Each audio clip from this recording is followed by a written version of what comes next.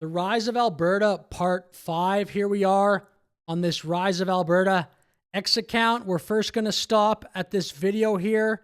It features Keith Wilson. We'll take a look at this and then continue scrolling. An observer might say, when they look at the size of the country, second largest country in the world by landmass, and they look at the cultural diversity and the economic diversity, is there sufficient homogeneity? Do we have enough in common to really be a viable country?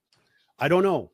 I've observed the cultural variation from east to west. I've observed the cultural variation from, the Vancouver coastline to Alberta, and maybe he's right on that. But what I do know for certain, having studied this very carefully, is that there's little opportunity for my kids and grandkids in a future Canada with the direction that the voters in Eastern Canada have continually decide for the future of this country. Printing money over restrictions, government's supposedly going to keep people safe, which just means take away their freedoms. And then I compare it to what opportunities and the prosperity and the potential for achievement that exists if Alberta were to become independent. It's just, the conclusion's obvious.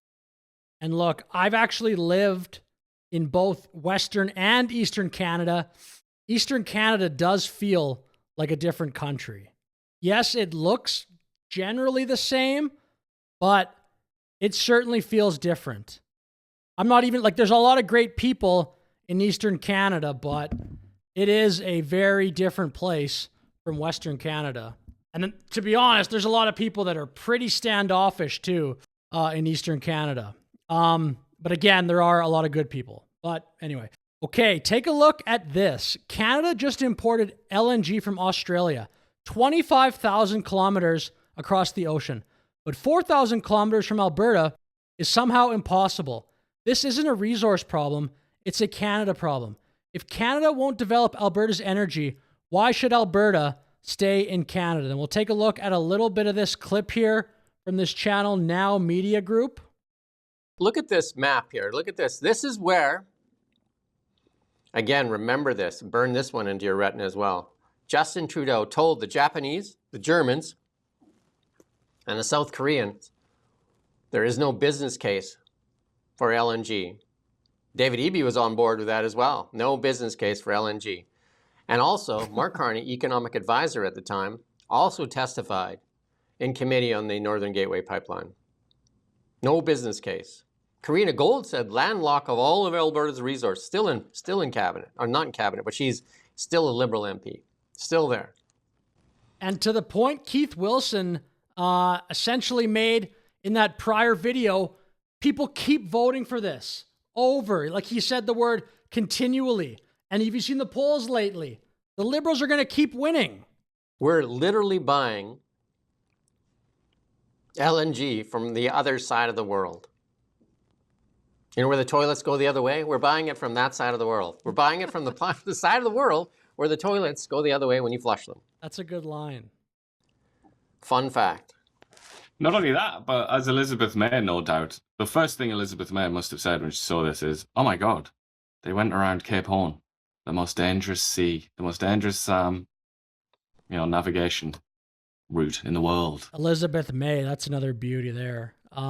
Again, I'll laugh, but it's actually not funny. It's just, I don't know what else to do other than laugh, because the decisions that are made constantly at a federal level are unbelievable. This is actually pretty interesting. Quebec Separatist Party just won the riding of Chicoutimi, QC, Quebec. Could Quebec separation happen before Alberta separation? I mean, I don't know, but there is a separatist independence wave sweeping over Quebec again. So pretty interesting. Will be fascinating to follow. Also, as you probably noticed, they don't seem to get any of the, oh, you guys are racist, blah, blah, blah, all that stuff. That seems to be only pointed at the direction of Alberta independence. Very unfair, but unfortunately, I think people in Canada, people in Western Canada, have grown accustomed to the unfair treatment on a bunch of levels, culturally, economically.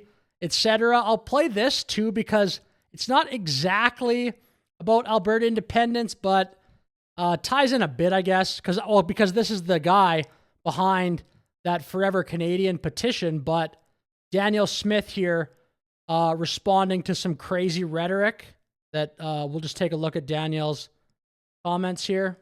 Hi, Premier. I'm just curious. Yesterday, Thomas Lukaszuk, he doubled down on his comments comparing your approach and your rhetoric on immigration to those used by Nazis, and he said that he hoped that it made you reflect a little bit. Could you comment on that? Well, is that what he said? I didn't see that part.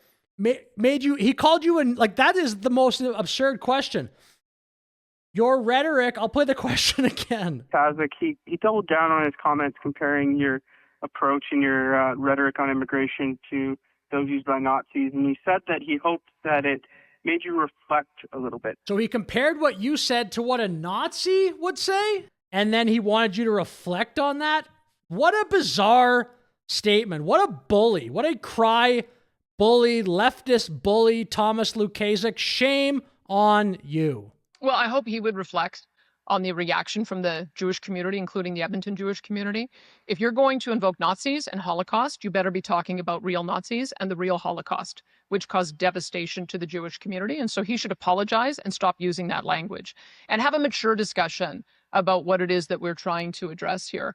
I mean, not only that, according to that interviewer, he also compared your rhetoric to that used by Nazis. Can you please reflect on my radical left delusions? I've already covered this, but it's an incredibly ridiculous story. Somebody walked into Mitch's store and handed someone at the front a bullet. Okay, and then I'll finish my video here with another short video here, short clip from Keith Wilson.